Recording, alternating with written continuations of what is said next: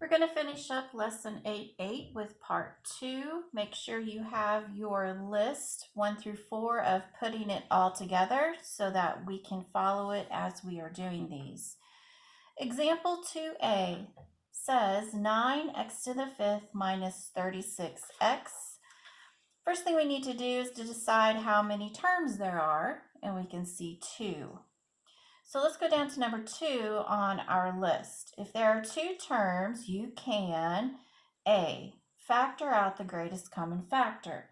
So let's look and see if we have a greatest common factor. Well, the greatest common factor of 9 and 36 is 9. Greatest common factor of x to the 5th and x is x. So if you factor out 9x to the 5th, or 9x from 9x to the 5th minus 36x, you end up with 4x to the 4th minus 4. So looking at this, is this completely factored? If it is not, let's go down to number 3. Could we find the difference of squares? In other words, is this a perfect square? Is this a perfect square? And they are. So bring down your 9x. 4x squared is a perfect square of, or 4x to the 4th is a perfect square of 2x squared and 2x squared. And we do have the subtraction sign in here, so we can do perfect squares. And we have minus 2 and plus 2.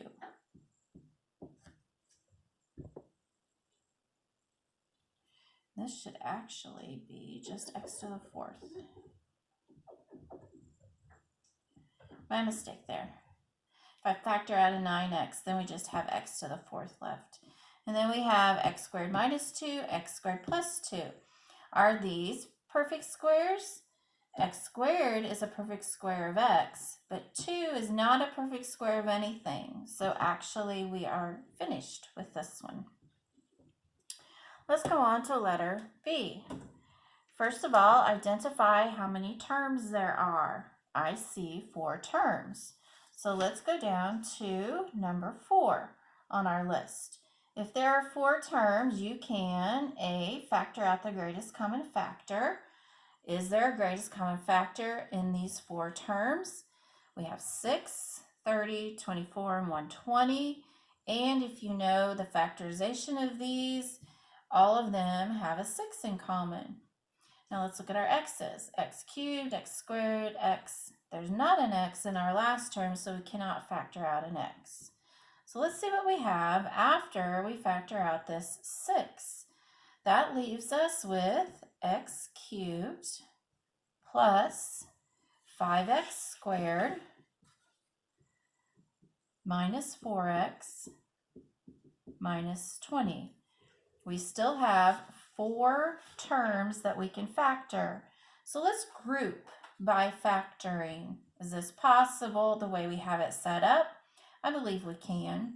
Bring down your 6. All right, looking at these first 2 factors, what is the greatest common factor? I believe we have x squared. Then x cubed divided by x squared is an x. And 5x squared divided by x is a positive 5. Can we get x plus 5 here? Let's see. Is there something times x that would give us negative 4x? How about a negative 4? Then we have this 6 out to the side. X squared minus 4. And x plus 5 is our other polynomial. Is this completely squared or completely factored? If you look at x squared minus 4, this is a difference of squares. So bring down your 6 and difference of squares. X squared will factor into x times x, and negative 4 will factor into plus 2 minus 2. And don't forget to bring down your x plus 5. Is this completely factored? I don't believe we can factor x plus 2 anymore, x minus 2, or x plus 5. So this is how this problem is completely factored. Let's look at example 2C. First, identify how many terms, and we have 2. The first thing we need to do when we identify 2 terms is see, is there a greatest common factor? And there is. Between 3 and 12, your greatest common factor is 3. Between x to the 5th and x, your greatest common factor is x. So after you factor out 3x, you have x to the 4th minus 4 remaining. Is this completely factored? These are perfect squares, so we need to factor them again. X to the 4th is a perfect square of x squared. 4 is a perfect square of 2. So here is our answer.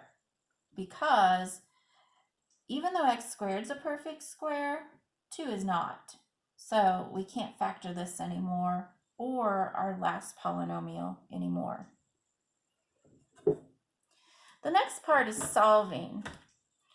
On 3A, it says to solve example 1A, and this was the answer we got for example 1A. So to solve, you set each of these equal to 0, and if you subtract 8 from this one, if m were negative 8, it would make this polynomial 0. Or if m were 8, it would also make the answer 0. Now let's look at example 2b, and this is the one that's actually on the back of your notes. I know I accidentally put example 2 twice, but I want you to look at example 2b. This is the answer that we got for example 2b. Now if we're going to solve, we can only solve where there is an x involved. We actually have 3 places where we can solve.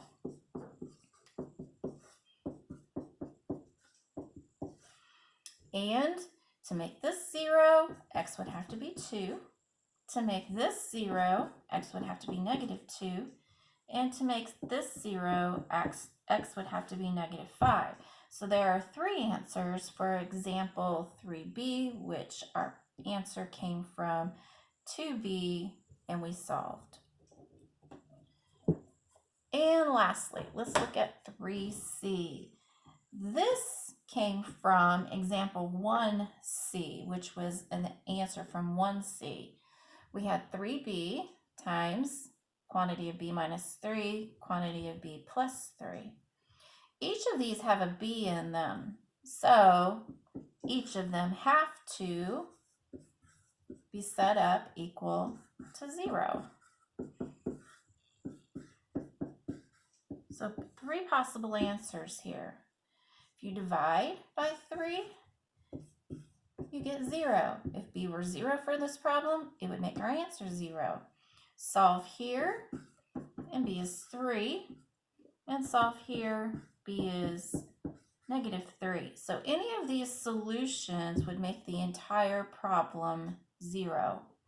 That's the end of lesson 8.8. I will get this posted and try to get lesson 8.9 ready for you for tomorrow. That way you have all of your lessons completed for this week, and you have next week to get everything finished.